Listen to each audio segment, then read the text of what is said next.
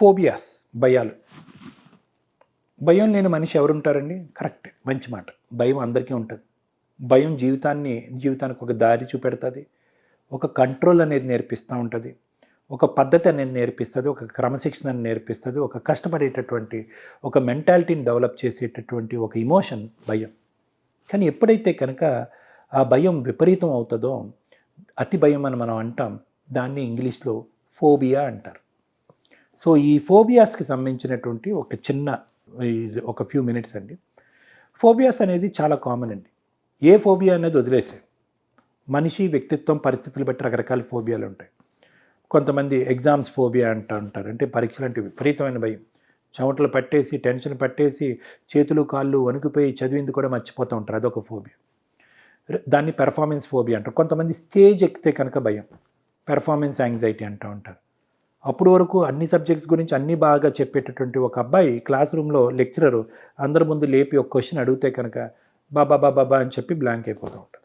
దాన్ని performance anxiety అంటారు. తర్వాత సోషల్ యాంగ్జైటీ అంటారు.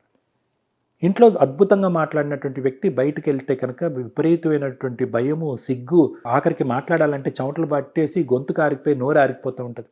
వాళ్ళు సరదాగా నవ్వుతూ ఉంటారు, హ్యాపీగా ఉంటారు. ఏముందిరా రాము సరదాగా అంటూ ఉంటారు, వీళ్ళు మాట్లాడలేరు. ఇక్కడి వరకు వచ్చి మాట ఆగిపోతూ ఉంటుంది. ఆలోచన ఉంటుంది, ఇలా మాట్లాడాలి, ఇలా అక్కడ అయిపోతుంది. దీన్ని సోషల్ ఫోబియా అంటూ ఉంటారు. క్లాస్ట్రోఫోబియా అంటూ ఉంటారు. అంటే వాళ్ళు ఫ్రీగా బయట ఎక్కడన్నా తిరిగేస్తూ ఉంటారు. ఏదైనా చిన్న గదిలోకి వెళ్ళి తలుపేశారు అనుకోండి, వాళ్ళు భయం వచ్చేస్తుంది, టెన్షన్ వస్తుంది. బయట నుంచి గడియ పెడితే ఇంకా టెన్షన్ పెడతారు. వాళ్ళు లోపలికి వెళ్ళి అసలు గడియ పెట్టుకోరు. సినిమా థియేటర్లో కూర్చుంటారు, వాళ్ళు లైట్లు ఆపి బయట నుంచి ఎగ్జిట్ డోర్ గడి పెట్టడం అనుకోండి, వీడికి టెన్షన్ మొదలవుతుంది. ఎంట్రీ డోర్ గడి పెట్టడం టెన్షన్ వల్ల. దాన్ని క్లాస్ట్రోఫోబియా అంటారు. అంటే చిన్న చిన్న ప్రదేశాల్లో ఊపిరి ఆడినట్టు అనిపిస్తూ ఉంటారు. అదేవిధంగా ఏంటంటే ఎగరోఫోబియా అంటూ ఉంటారు. ఎగరోఫోబియా అంటే పెద్ద పెద్ద ప్రదేశాలంటే భయం. అంటే జనము బీడు దర్శనాలు అవుతూ ఉంటాయి, పెద్ద పెద్ద జనం ఉంటారు, ఎగ్జిబిషన్స్ ఉంటాయి, మాల్స్ ఉంటాయి, ఒకరినొకరు తోసుకుంటూ నడుస్తూ ఉంటారు, అలాంటి భయం. కొంతమందికి హెల్త్ ఫోబియా ఉంటుంది. ఇదేంటి గుండె స్పీడ్గా కొట్టేసుకుంటుంది, ఇదేంటి చేయిలా అవుతుంది, హార్ట్ అటాక్ ఏమో. అదే పనిగా హాస్పిటల్కి వెళ్తారు, టెస్టులు చేయించుకుంటూ ఉంటారు, వస్తూ ఉంటారు, మళ్ళీ నెగిటివ్ వస్తూ ఉంటుంది, మళ్ళీ సిమ్టమ్. సో వాళ్ళు ఏంటంటే హెల్త్ ఫోబియా. ఎప్పుడు చూసినా బాడీలో ఉండేటటువంటి లక్షణాలని పరీక్షించుకుంటూ ఉంటారు, టెస్టులు చేయించుకుంటూ ఉంటారు, విపరీతమైన జాగ్రత్తలు తీసుకుంటూ ఉంటారు, అయినా కానీ టెస్టులో ఫలితం లేకుండా భయం అనేది. దీన్ని హెల్త్ ఫోబియా అంటారు. అయితే ఇలా మాట్లాడుకుంటూ పోతే ఈ ఫోబియాలు చాలా ఉంటాయండి.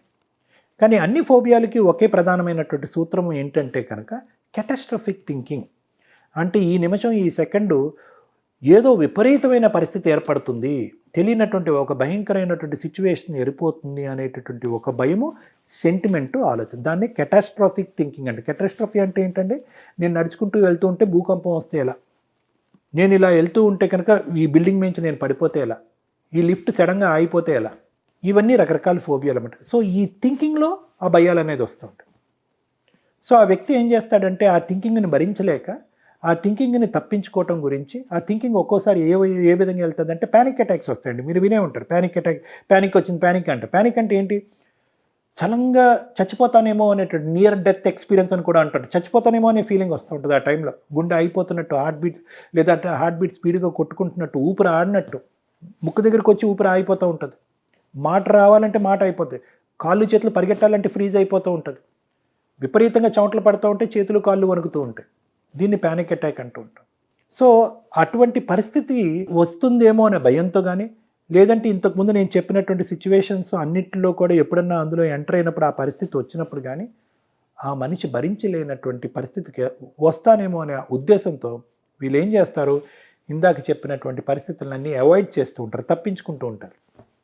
ఎగ్జామ్స్ తప్పించుకోవటం, నలుగురిలో మాట్లాడటం తప్పించుకోవటం, లేదంటే పబ్లిక్లోకి వెళ్లకుండా ఉండటం, హైట్స్ పై అంతస్తులకు వెళ్లకుండా ఉండటం, లిఫ్ట్లో ప్రయాణం చేయకుండా ఉండటం, పెద్ద పెద్ద జనం ఉన్న చోటుకి వెళ్లకుండా ఉండటం, హెల్త్ గురించి హాస్పిటల్స్కి వాటికి వెళ్లకుండా ఉండటం, ఎవరిని పలకరించకుండా ఉండటం, ఇలా రకరకాల అవాయిడెన్స్ చేస్తారు. సో ఇలాంటి వాళ్ళ జీవితంలో ఈ లైఫ్ లిమిట్ ఉన్నప్పుడు ఒక అనుకోనటువంటి పరిస్థితిలో ఈ లిస్ట్ ఏదైతే కూడా సడన్గా దాంట్లోకి వెళ్ళారు అనుకోండి, ఆ భయం విపరీతంగా వస్తుంది, టెన్షన్ వస్తుంది, చెమటలు పడుతుంది, గుండె వచ్చేటప్పటికి అంతే.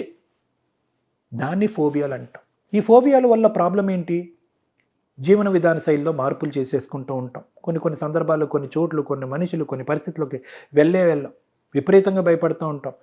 చెప్తున్నాను ఉదాహరణకి, కొంతమందికి హైట్స్ ఫోబియా ఉంటుంది, అంటే హైట్ ఎక్కటం ఫోబియా. వాళ్ళ కర్మకాలి వాడికి వచ్చే ప్రతి ఇంటర్వ్యూ 20వ అంతస్తు 40వ అంతస్తులో వచ్చిందనుకోండి, చెప్తున్నాను, ఏం చేస్తారు? ఆ ఉద్యోగాలు అన్నీ పోయినాయి. కొంతమందికి లిఫ్ట్ ఫోబియా ఉంటుందండి. ఓపెన్ లిఫ్ట్, క్లోజ్డ్ లిఫ్ట్స్ 2 ఫోబియాలు ఉంటాయి. అలాంటి వాళ్ళు ఏమవుతారు? ఇంకంతే, అక్కడికి వెళ్ళటం మానేస్తారు. అన్ని గ్రౌండ్ ఫ్లోర్లోనే చూసుకుంటారు. తినేది గ్రౌండ్ ఫ్లోరే, పడుకునేది గ్రౌండ్ ఫ్లోరే, ఉండేది గ్రౌండ్ ఫ్లోరే, ఉద్యోగం చేసేది గ్రౌండ్ ఫ్లోర్. కొంతమందికి ఫ్లైట్ ఫోబియాస్ ఉంటాయి, ఏరోప్లేన్ ఫోబియాస్ ఉంటాయి, కొంతమందికి ట్రైన్ ఫోబియాస్ ఉంటాయి. సో దీనివల్ల ఏమవుతుందంటే జీవన విధాన శైలి మారిపోయి జీవితంలో ఉండేటటువంటి అవకాశాలు పోగొట్టుకుంటూ ఉంటారు. మళ్ళీ ఆ పరిణామాల వల్ల బాధపడుతూ ఉంటారు. మరి ఎలా సార్ ఈ ఫోబియాస్ కంటే? అద్భుతమైనటువంటి అడ్వాన్సెస్ ఇన్ ట్రీట్మెంట్ ఉన్నాయి. ఇప్పుడు అద్భుతమైన ట్రీట్మెంట్స్ ఉన్నాయి. ఏ భయానికి భయపడవలసినటువంటి అవసరం లేదు. ఏ భయానికి జీవన విధాన శైలిని నిలవరించుకోవాల్సినటువంటి అవసరం లేదు. ఏ భయానికి అవకాశాలు పోగొట్టుకోవాల్సినటువంటి అవసరం లేదు. భయాన్ని ట్రీట్ చేసేటటువంటి అత్యాధునికమైనటువంటి ట్రీట్మెంట్స్ ఉన్నాయి. కౌన్సిలింగ్లో కొత్త కొత్త ప్రక్రియలు వచ్చేసినాయి. అదేవిధంగా మెడిసిన్స్లో కొత్త కొత్త అధ్యయనాలు జరిగి కొత్త కొత్త ప్రోడక్ట్స్ ఇప్పుడు మార్కెట్లో అవైలబుల్ ఉన్నాయి.